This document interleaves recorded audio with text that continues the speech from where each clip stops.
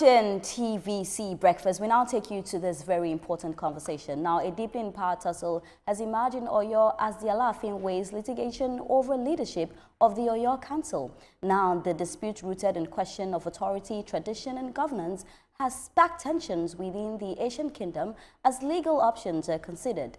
The development threatens to test the balance between customary institutions and modern legal process, with potential implications for unity and administration in Oyo. Joining us for this conversation is communications consultant, indigenous knowledge and culture advocate, Kenny Adenugba.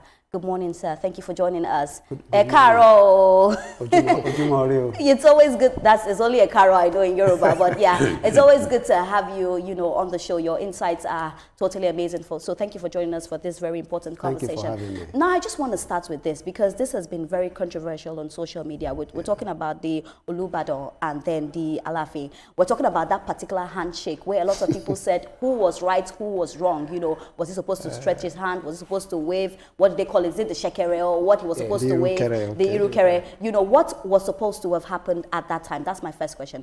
And then the second one is, it's so sad that we're getting to see this happen, in the royal, family. This family is supposed to, bring about peace and tranquility. People are supposed to learn, and rather we're seeing a royal rumble. But I want us to start first with that handshake. Clarify for us what should have happened on that day.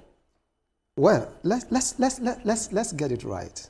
In the first instance, shaking, handshake, is not originally in our culture. It wasn't originally in our culture. It was a foreign importation into our culture. But culture is dynamic, and culture culture takes in other people's nuances and ways of life. So we've accepted it's fine. However, there are rules, even where it came from, that you do not sit down to shake. That's one. Now, we're talking of where it came from itself. Yeah. You don't sit down to shake someone. You rise to shake. That's first thing. Secondly, a younger person never extends the hands first in shaking for a handshake.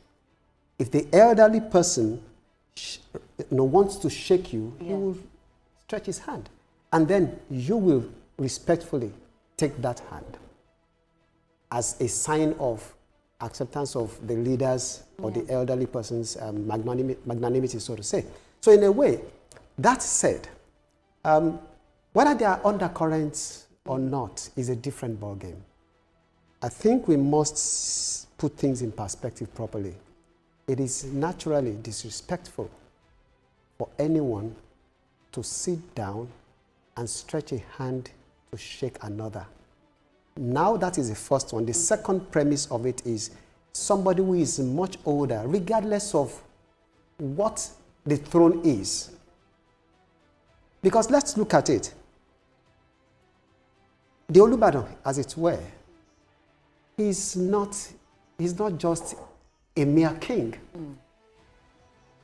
In Yoruba, they will call people like him Borokini, even before he became an Oba. A former senator, a former governor, who is also a successful businessman. A billionaire by whatever standard, it's okay. But the reality is, he's also an older person, somebody who is in his 80s. Even a 60-year-old man would defer to him, or a 70-year-old man would defer to him. I've been in places and I've seen cases where billionaires who are in their 80s, 70s, 80s, will even courtesy and respect people who are maybe like 5, 6 years older.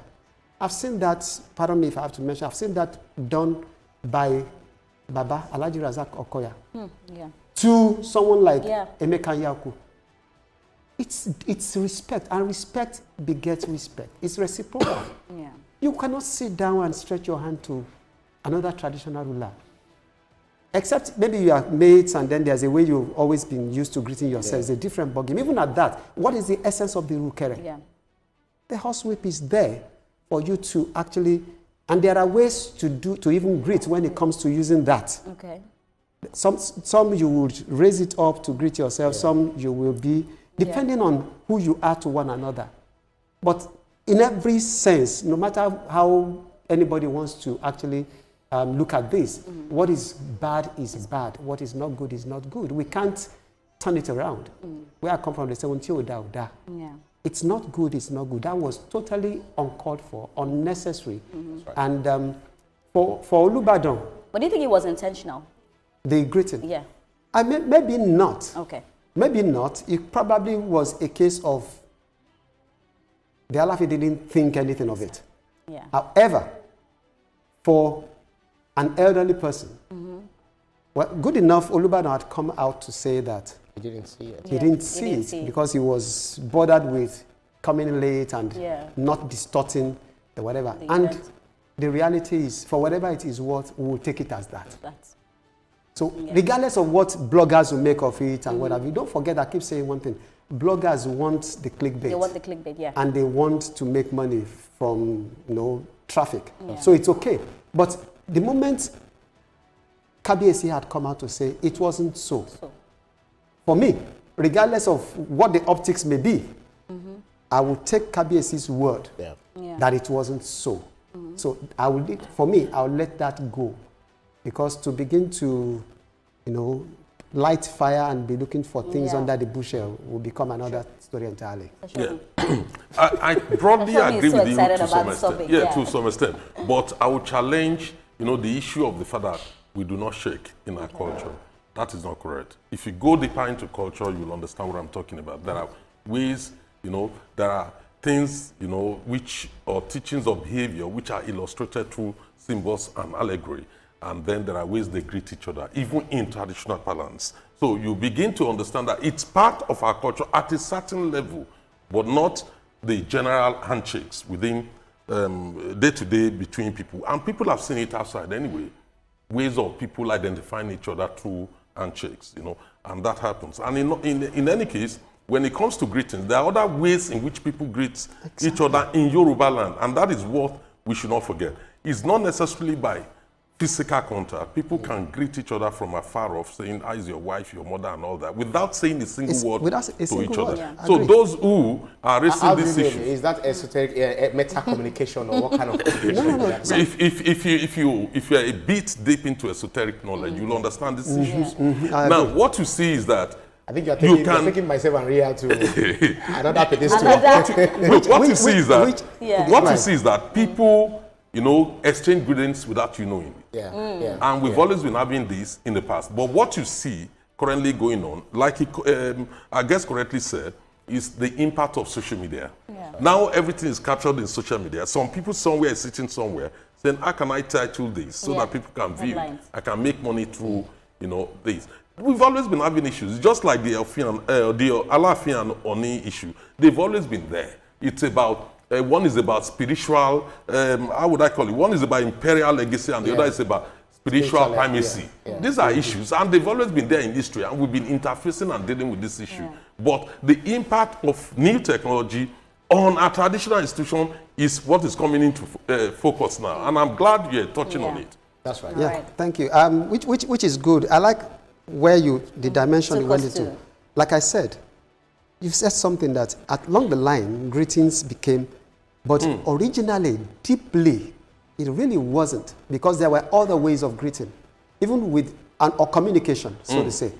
Where I come from, they will say, Shomoju, which means that, can you read the signs? Can you read the signs? You don't need to talk. You don't need to talk. You just want to, just a little wink or a little visual expressions are there. Sometimes body language, which are more important to us than speaking.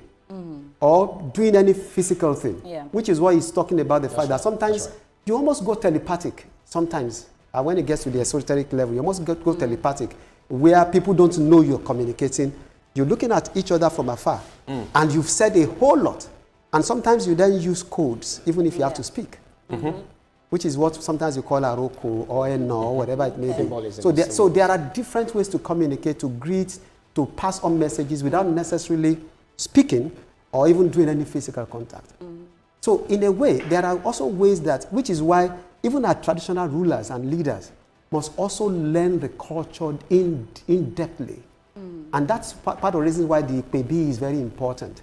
And sometimes I ask questions as well. Who are those who then also take them through knowledge within the IPB? And what do they tell them? What kind of history are they? By maybe, do you mean the seclusion? The seclusion. Okay. Because in the seclusion, you learn a lot. You learn the spiritual, you learn the physical, you learn historical things and what have you. But like I always say, even when a child is born, where I come from, they say you must give yourself a rebirth. That's the truth. Yeah. So if people have taught you things and what have you, you must also retrain and teach yourself new things, learn new things, learn how things are done properly.